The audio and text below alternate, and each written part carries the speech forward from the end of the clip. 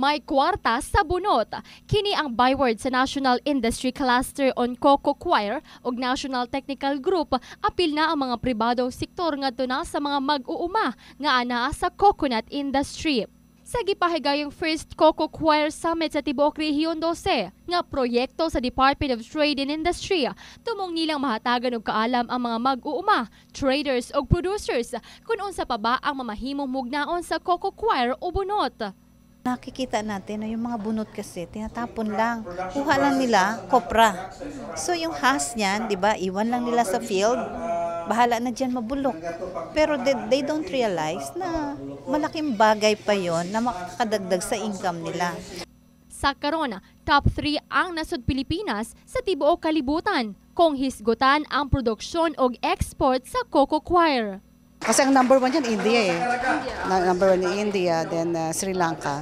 So at least meron tayo naman ay number 3. In terms of the production and of course the exports. And right now, ang malaki din nating component ng sales ay galing sa domestic. Dako kuno ang oportunidad sa maong industriya. Kinahanglan lamang ang value adding sa mga produksyon o konsolidasyon sa matag usa aron masuplayan ang demand sa market, ilabi na ang pang-export nga produkto. Magtulong-tulong tayo para yung requirements ng market masuplayan natin. 30% napunta sa choir. So yung ano na yun ang pwede nating gamiting mga geonets. Yung 70% yan is waste na. Pero yung waste na yan, pwede pa rin siya. Kasi peat yan, pwedeng fertilizer. At saka, may iba pang mga gamit.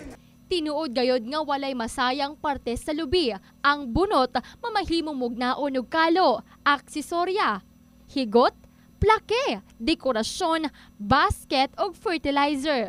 Kinahanglan lamang ang pag-andar sa imahinasyon aron nga ang mga kamot makamugna og produktong suwak sa pandaigdigan.